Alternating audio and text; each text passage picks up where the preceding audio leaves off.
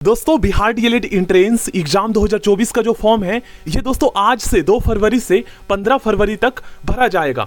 दोस्तों Bihar DElEd entrance exam का जो ऑफिशियल नोटिस है ये जारी कर दिया गया है, आप लोग साफ तौर पर यहाँ पर देख सकते हैं।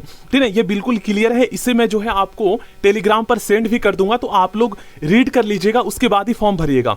इस वीडियो में गाइस मैं आपको जो है ना कुछ इंपॉर्टेंट चीजें बता देता हूँ जो आपको बिहार डीएलएड का फॉर्म भरते टाइम ध्यान में रखना है। कौन कौन बिहार डीएलएड का फॉर्म भर सकता है और डोमिसाइल सर्टिफिकेट क्या होना जरूरी है ये भी मैं आपको बताऊंगा, और बिहार डीएलएड का फॉर्म कहां भरा जाएगा, कौन सा ऑफिशियल वेबसाइट है, ठीक है ना। और क्या ऐसे स्टूडेंट जिन्होंने अभी जो है क्लास 12 का एग्जाम दे रहे हैं, ठीक है ना, अभी एग्जाम चल रहा है इंटरमीडिएट का, तो क्या वो भी बिहार डीएलएड का फॉर्म भर पाएंगे। और उर्दू वाले स्टूडेंट के लिए भी क्या एलिजिबिलिटी क्राइटेरिया निर्धारित किया गया है ये भी मैं आपको बता दूंगा इस वीडियो में।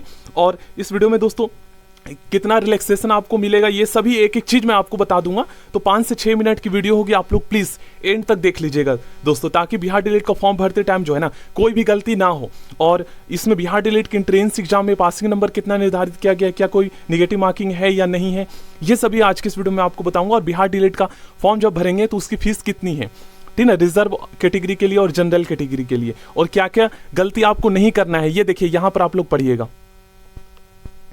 और दोस्तों जब आप बिहार डीएलएड का फॉर्म भरेंगे तो उस टाइम पे आपके पास क्या क्या डॉक्यूमेंट्स होना चाहिए, ठीक है, यहाँ पर सारा लिखा हुआ है। और फोटो आपका कैसा होना चाहिए ये सभी आप लोग रीड कर लीजिए, देखिए इसलिए मैं यहाँ पर पहले शो कर दे रहा हूँ, ठीक है ना। और ये जो नोटिस है ये मैं शेयर कर दूंगा टेलीग्राम पे, उसका लिंक मैं आपको कमेंट बॉक्स में शेयर कर दूंगा, आप लोग वहां पर बोल दीजिएगा लिंक के लिए। और देखिए biharDLED.com ये ऑफिशियल वेबसाइट बनेगा, अभी एक्टिवेट नहीं हुआ है, तो शाम तक होने के चांसेस है। और देखिए ये आप लोग पढ़ लीजिएगा, परीक्षा आवेदन पत्र में विवरणों को शुद्ध अंकित किए जाने के संबंध में आवश्यक मार्गदर्शन निर्देश, ठीक है ना।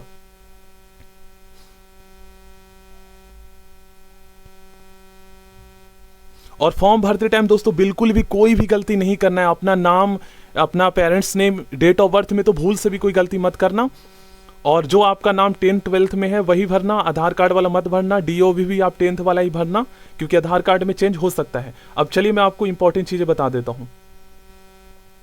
देखिए आपको पता है दोस्तों डीएलएड जब आप करेंगे, अगर आपने ओनली क्लास 12th पास किया है, डीएलएड कर लिया सीटेट का पेपर 1, तो आप 1st to 5th प्राइमरी के लिए एलिजिबल होगे। और जब आप ग्रेजुएशन कर लोगे, सीटेट का पेपर 2 एग्जाम पास कर लोगे, तो आप 6 to 8 के लिए भी एलिजिबल हो जाओगे, साफ तौर पर लिखा हुआ है। और ये चीजें मैंने ऑलरेडी आपको बताया है। अब हम बात कर लेते हैं दोस्तों, बहुत सारे लोग जो है ना गलत इंफॉर्मेशन दे रहे हैं, वो कह रहे हैं कि जो ईबीसी ओबीसी ईडब्ल्यूएस से बिलोंग करता है तो अगर उनके 50% से कम है तो वो नहीं कर पाएगा, कुछ लोग ऐसा कह रहे हैं। लेकिन मैंने ऑलरेडी दोस्तों बीपीएससी का ऑफिशियल एलिजिबिलिटी क्राइटेरिया में शो किया था पिछली वीडियो में।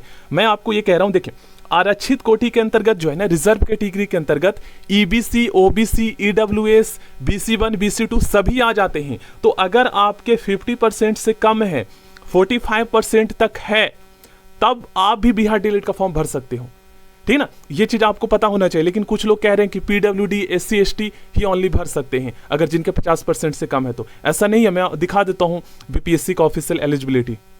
देखिए ये है बीपीएससी का प्रोस्पेक्टस, ठीक है ना। 1st to 5th के लिए क्या एलिजिबिलिटी क्राइटेरिया मांगा जाता है जब आप बीपीएससी का फॉर्म भरेंगे, डीएलएड कंप्लीट करने के बाद, सीटेट का पेपर 1 एग्जाम पास करने के बाद, ठीक है ना।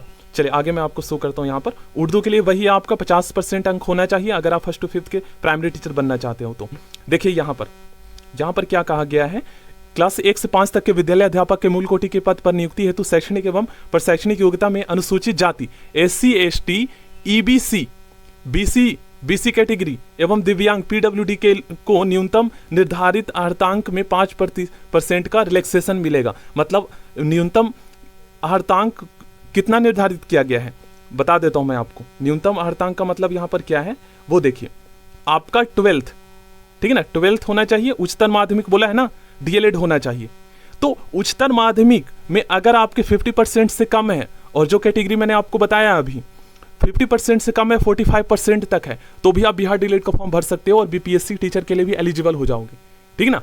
और यहाँ पर ये भी आप लोग पढ़ सकते हैं, ऐसे स्टूडेंट जो अभी 2024 में इंटर का एग्जाम दे रहे हैं ना, तो वो भी फॉर्म भर सकते हैं, ठीक है ना। और देखिए उर्दू वाले स्टूडेंट के लिए भी मैं आपको बता देता हूं दोस्तों, यहां पर आप लोग रीड कीजिए।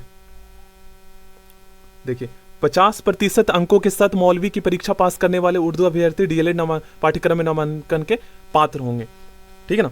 आगे देखिए एज यहाँ पर क्या कहा गया, न्यूनतम उम्र सीमा 1 जनवरी 2024 को 17 साल होनी चाहिए, कम नहीं होनी चाहिए, ठीक है ना।